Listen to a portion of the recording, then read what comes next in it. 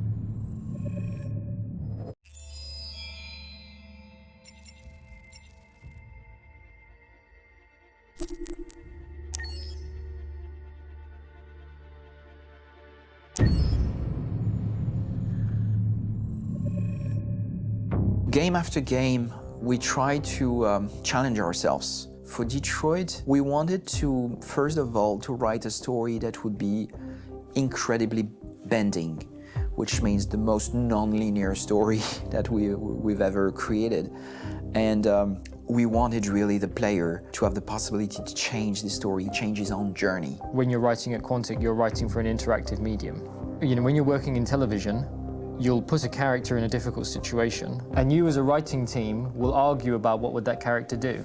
But ultimately, you have to decide what happens, and you just show the audience. What's interesting about interactive drama is you bring the player into that conversation, and it changes your job slightly as a writer, because your job is to provide a narrative context in which the player can write his own story.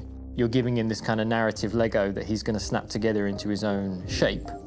You also have the ability to make your audience attach themselves to your characters, because the audience is in some sense responsible for what happens to the characters. It's just a few cans. Come on, let's go. We have some cash now. You used me to steal that money. How could you do that? I trusted you. What is a bit specific about this scripts is how large they are. If you take a film script, there are about 100 pages, but here we have to deal with a script that is between 4,000 and 5,000 pages. Everything becomes bigger because we don't just tell one story, but we tell all the possible stories that can be told within this narrative space. On Act 3, our final act, we have around 1,000 different scenarios, and every one of those scenarios has to be as interesting, as passionate, as strong, and as emotional for the player. We want every action that the player does, every interaction that is available to serve in telling the story, and help the player understand who his character is, and build that character moment to moment.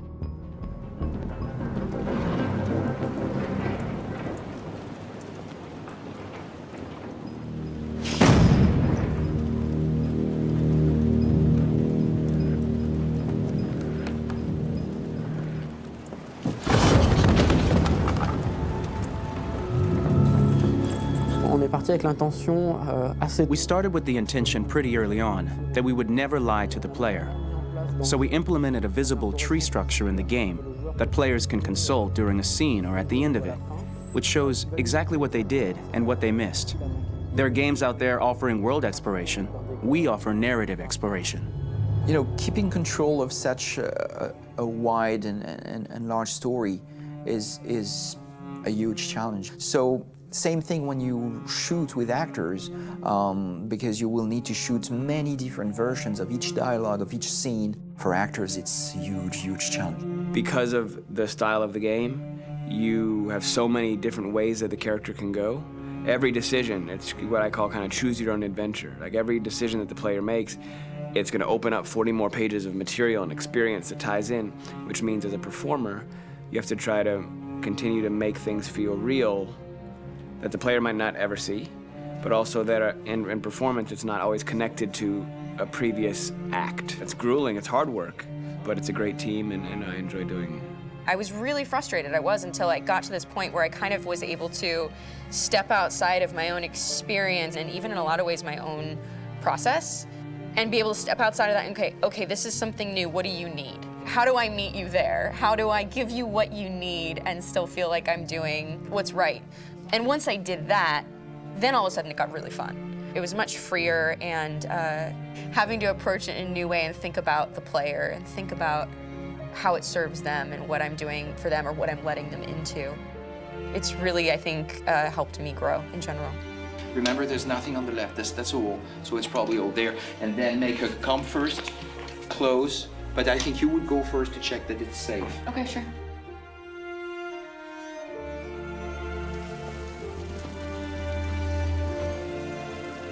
The most enjoyable thing about working in performance capture on this kind of project is that if I shot a film, I would get to do one of these endings. I get to do so many different things as Connor.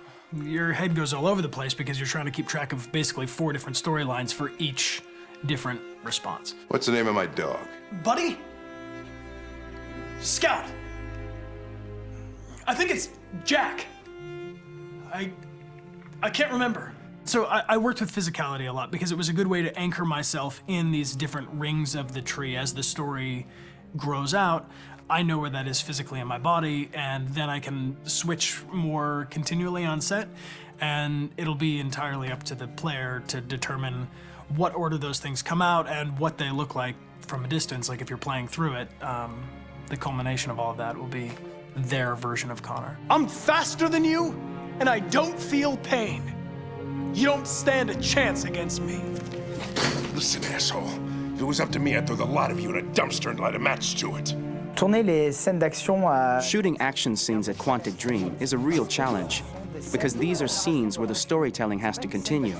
It's not an action scene just to have a dose of adrenaline. The stunts have huge consequences on the rest of the story. It's really a moment where we implicate the player and tell him that the choices he makes during an action scene will have a direct impact on the evolution of his story. My biggest challenge on Detroit has been managing the large number of animations that we received from motion capture. Detroit features more than 37,000 animations, which is a huge amount to handle on a daily basis. You have to realize that the player, in his first playthrough, will miss certain scenes. This also means that we had to think of, conceive, and produce all the potential story paths. The characters' costumes, the places, day or night, the weather. Did the character get shot in the shoulder? Did he get injured? All this consistency forced us to produce a lot of graphic assets in order to, quite simply, allow the player to have true continuity throughout the story. Honestly, we were even surprised by the challenges that come with such a big tree structure. And we did our best to guarantee quality across all the game and make sure that whatever path you choose within this narrative space, you will have an equally good experience.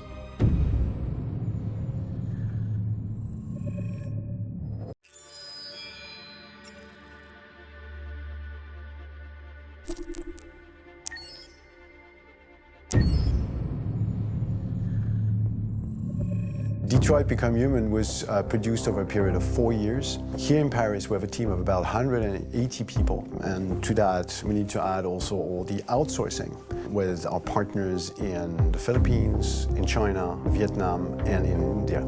So when we started working on this story, I had to imagine where Kara was built. And for whatever reason, the city of Detroit came very quickly to my mind because it had already an incredible story by itself of history and themes.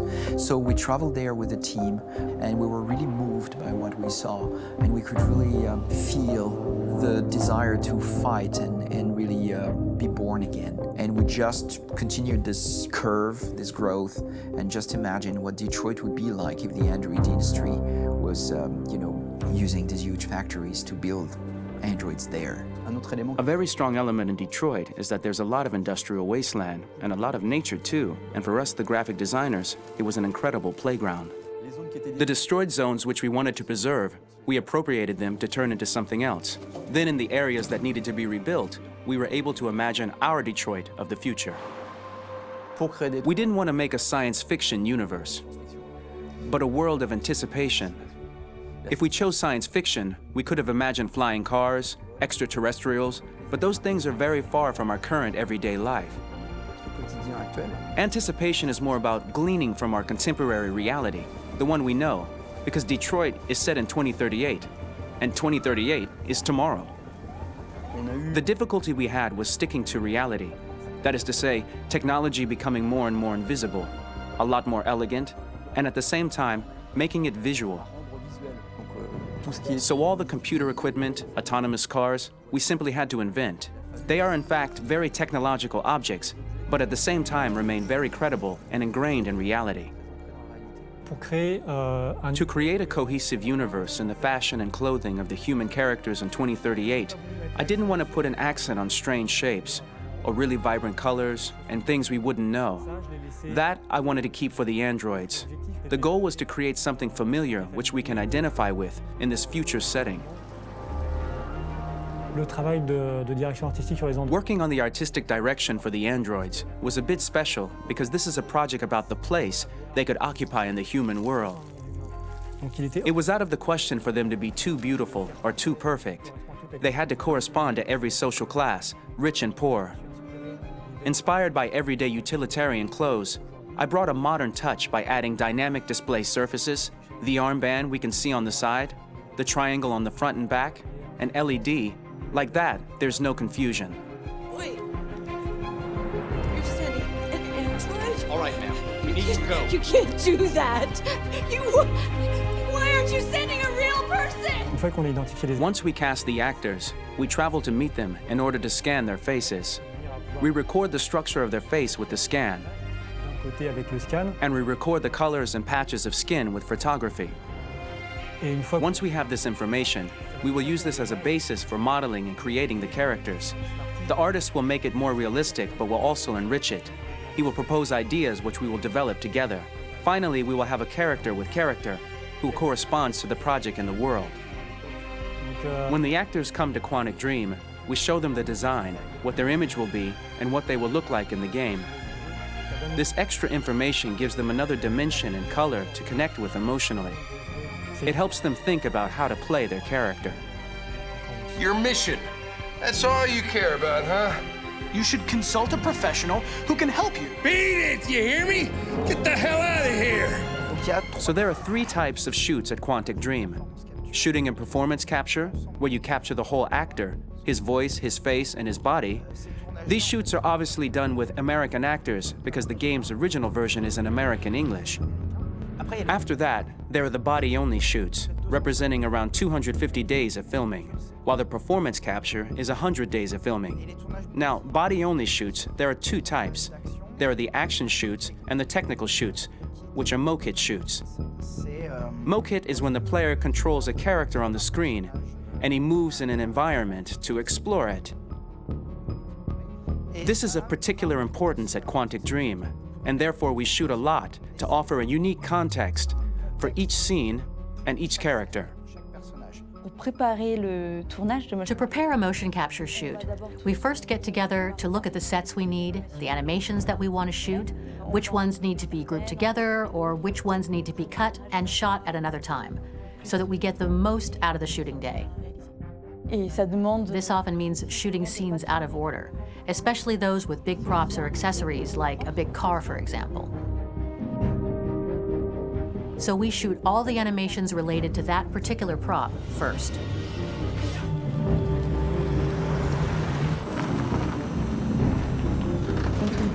The biggest challenge for the mocap team was shooting a Spider-Man mokit.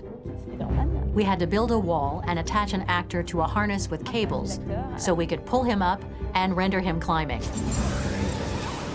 The shooting on this game total took about, I would say, more than a year, between 1 and 2 years, with about 300 actors on set. So I would say it's quite a massive production. But so much happened on this set between the stunts and the shootings with a little girl and all these great actors that we had. It was really a very, very memorable journey for the team and for myself.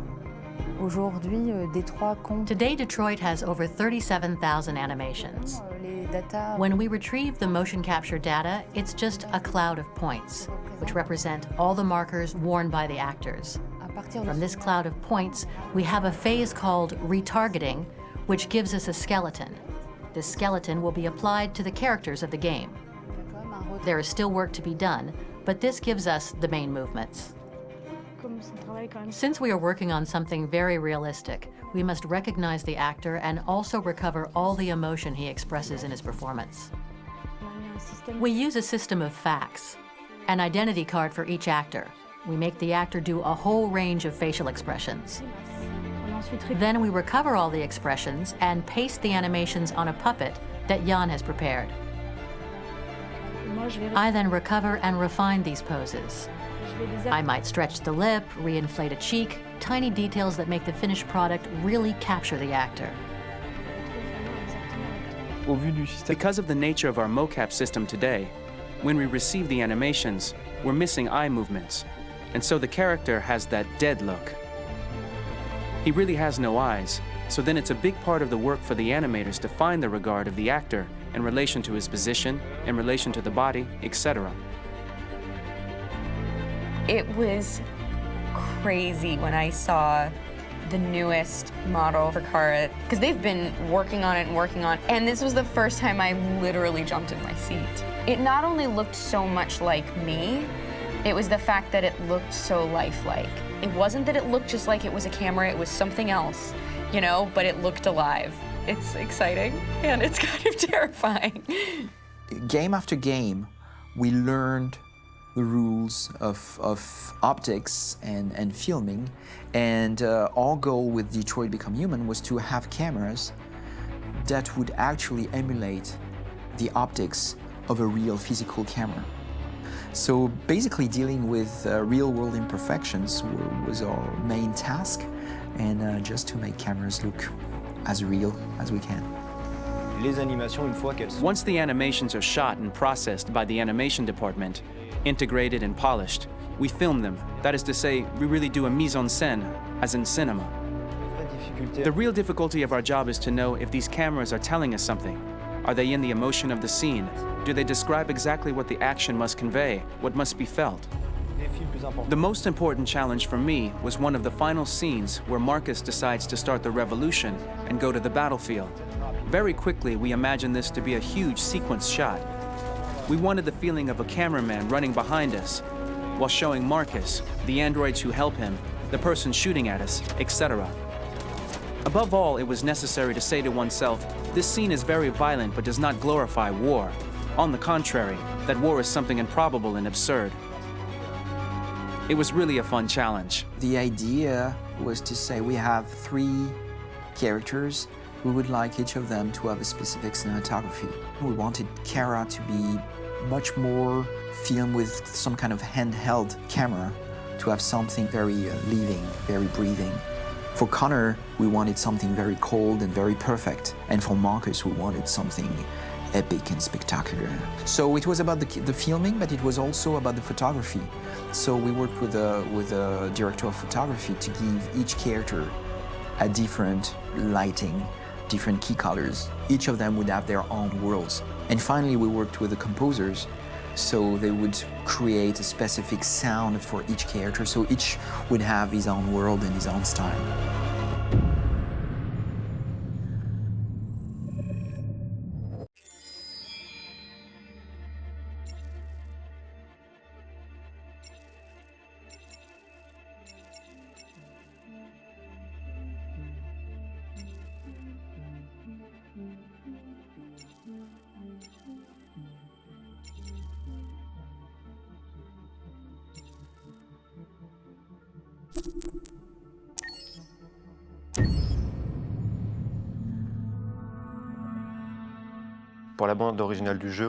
For the soundtrack of the game, we tried to be very close to what is done in film.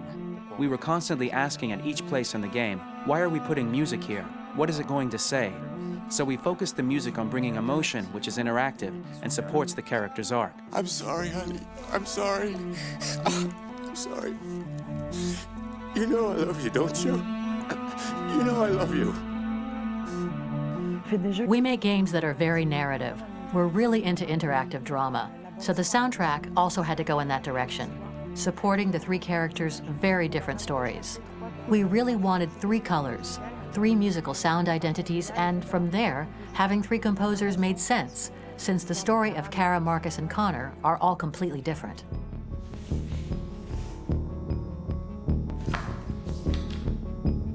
You recognize him? It's Carlos Ortiz. For Connor, we wanted a soundtrack that could be very cold and very mechanical, very machine-esque somehow. For Kara, we wanted a soundtrack that would be very moving and emotional. It was about the quest for identity, but it was also a journey about love and empathy. And for Markus, we wanted something epic, something that would really represent the grand aspect of his quest. And we were very fortunate to find 3 incredibly talented composers, and working with them has been a dream, honestly.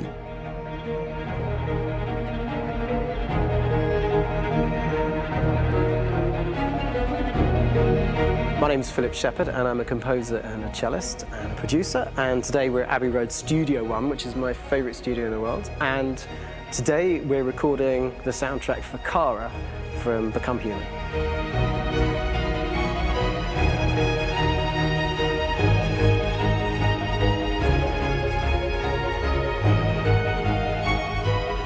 So when I compose a big project, I often travel just to kind of get out, you know, and get some fresh air and some inspiration. And I go hiking and traveling in Montana a lot. I had a log fire in the room that I was staying in, and the flames were kind of making absolutely direct music. And it became the basis for Kara's theme, and it sounds something like this.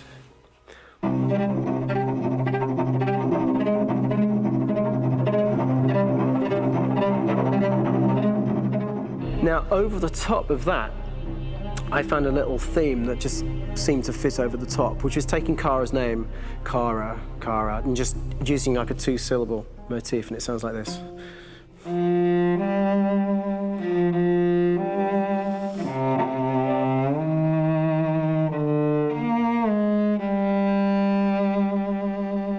going to pull through this, Alice.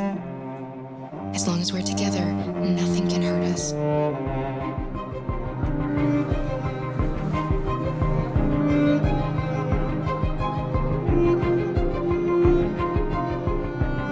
And all the time that's fitting over it.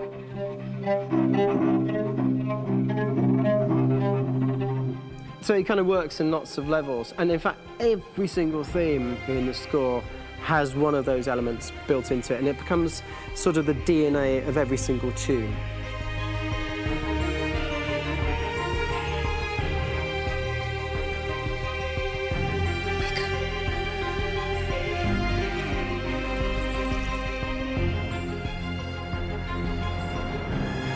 For me, writing this theme for Kara, I actually had to tap into what it feels like to be a father to daughters.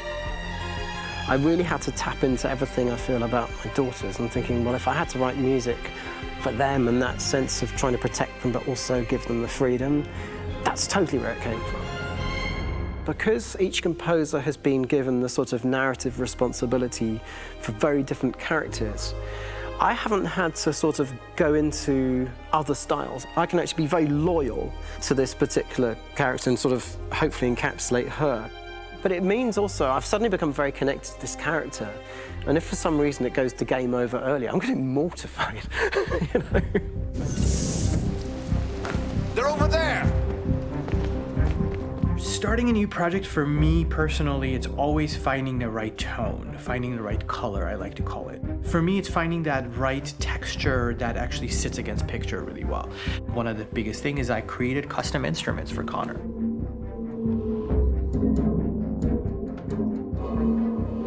I pulled out all my vintage synthesizers to be able to capture this robotic person, if you will.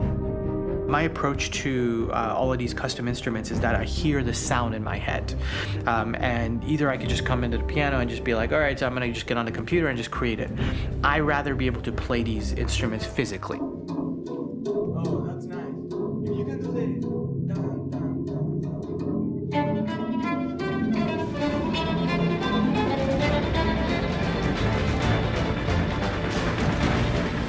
As soon as you see Connor the first time, there is a really interesting thematic idea that you hear, and that's just made out of a Moog synthesizer, but completely manipulated in multiple ways. And it's robotic. It has a little bit of an emotional to it. He's on his mission, so you feel that as well. So it just kind of gives you that cold, motionless, with a mission in hand that you kind of feel throughout the whole thing.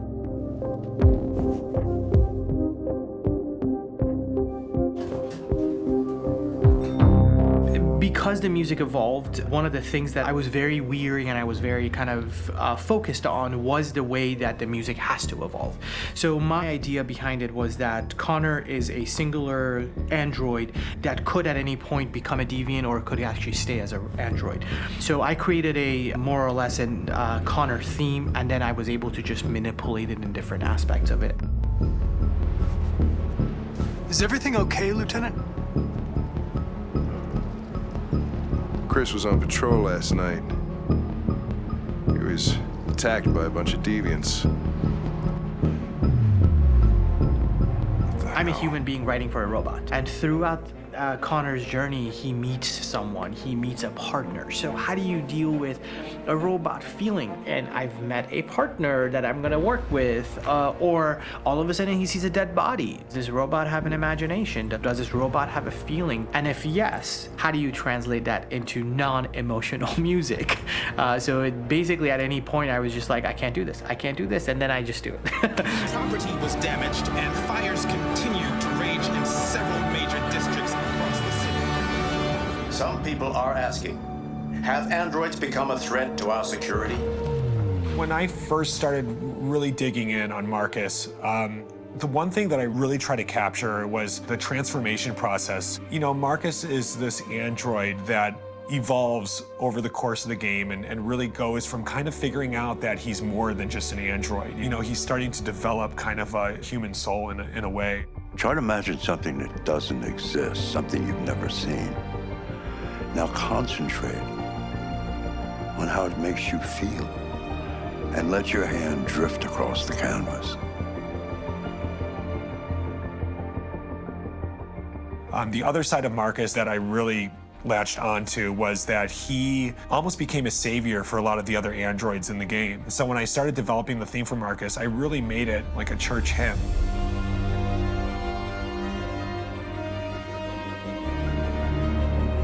I wanted it to be very simple. I wanted to make it a chordal melody. I really wanted to make it almost like a Bach hymn.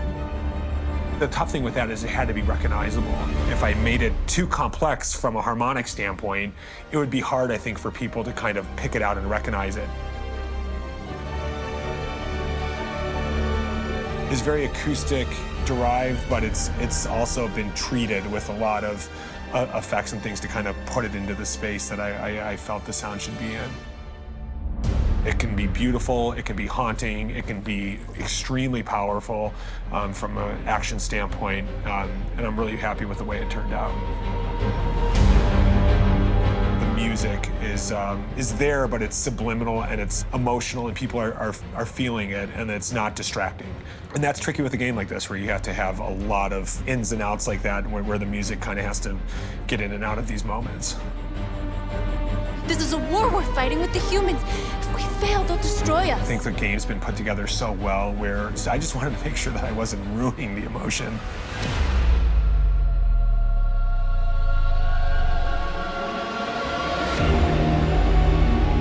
I gotta be honest, when we first started on this path, I've said, oh man, this could be pretty messy, you know? I mean, it could feel disconnected, but I mean, it's amazing how they really guided us and got us to really kind of all be in the same world, but at the same time feeling completely different. So it's really gonna stand out and kind of be one of those games where people are really gonna notice the music and kind of how it was crafted, and, you know, and all the hard work that went into being able to pull it off in a graceful way.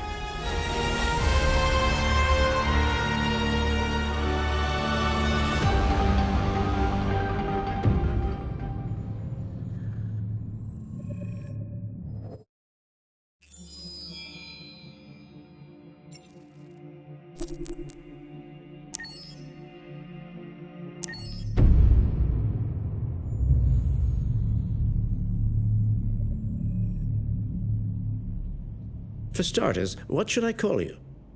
I'm Chloe. And you, what's your name? Oh, John. My name is John. Delighted to meet you, John.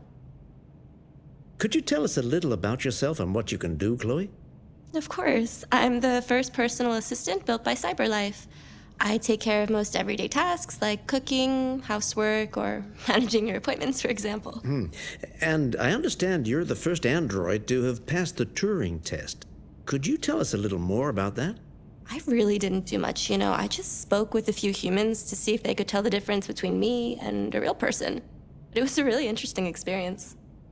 But this is the first time in history that man has created a machine more intelligent than himself. I gather your brain can perform several billion operations per second, is that right? Absolutely, but I only exist thanks to the intelligence of the humans who designed me. And, you know, they have something I could never have. Really? And what's that? A soul.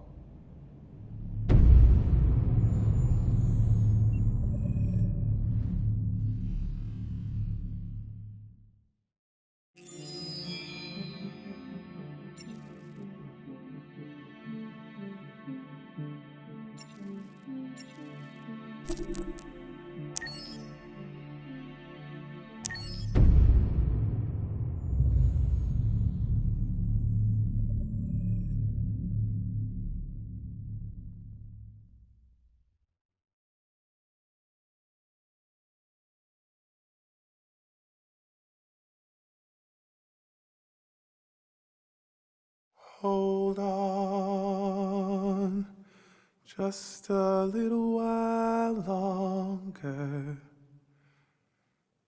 Hold on, just a little while longer. Hold on, just a little while longer. Everything will be alright. Everything will be alright. Fight on, just a little while longer. Fight on, just a little while longer. Fight on, just a little while longer. Everything will be alright. Everything will be alright. We will sing on just a little while longer. Sing on just a little while longer. Sing on just a little while longer. Everything will be alright.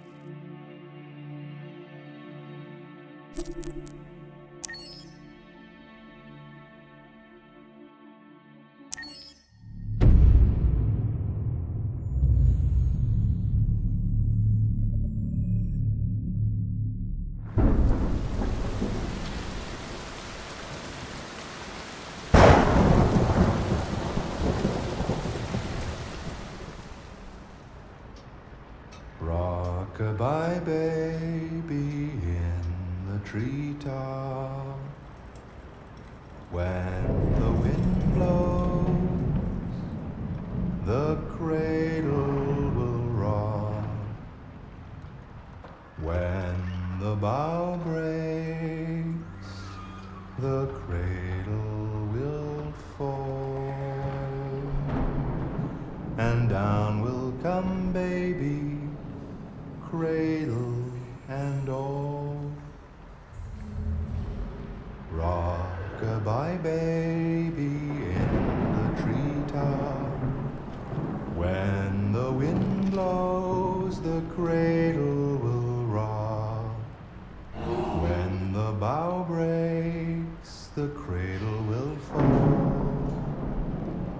And down will come baby, cradle and all.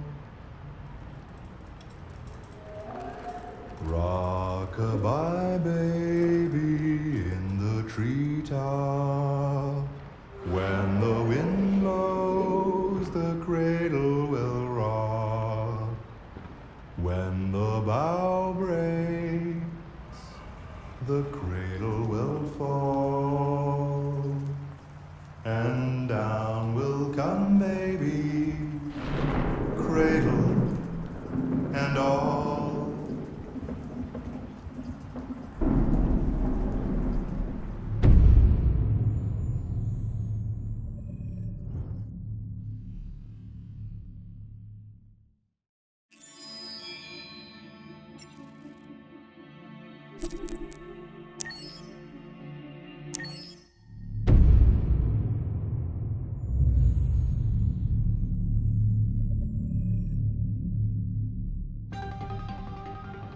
In the space of a few years, androids have completely transformed the world in which we live.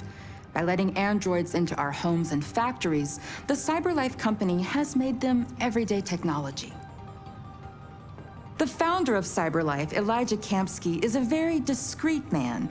Despite being the CEO of the highest valued company in the world and being voted Man of the Year by Century Magazine, he remains a mystery for most people.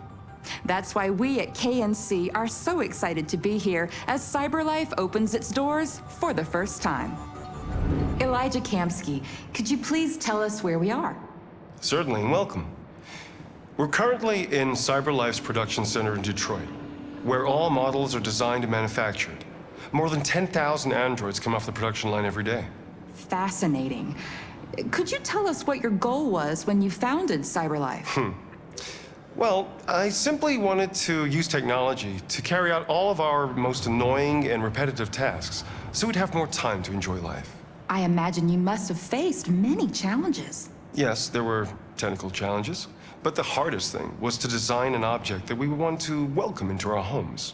We had to imagine a machine in our own image that resembles us in every way, that moves, breathes, blinks like us, but yet is smarter and more capable than any human being.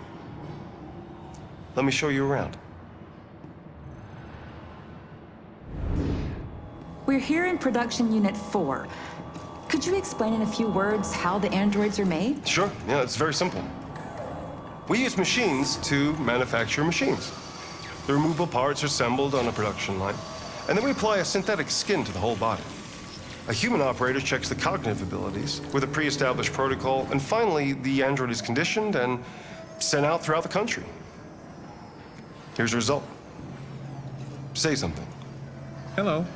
I am a RZ400 model. How can I be of service? You can go now.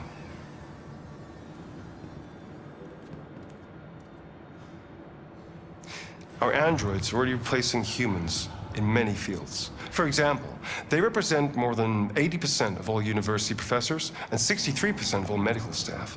Tomorrow they'll replace our soldiers, and who knows, maybe one day, our leaders, to make the best decisions in humanity's interest. Come on. Replacing humans with machines has led to record unemployment of 28%. What do you think about the situation? Okay. The first steam engines also caused an increase in unemployment. But no one today would imagine turning back the clock. Artificial intelligence makes everyday lives easier. Nothing can stop progress. What's happening here is inevitable. These days, more and more people choose to live with an android rather than another human being. Does this development worry you?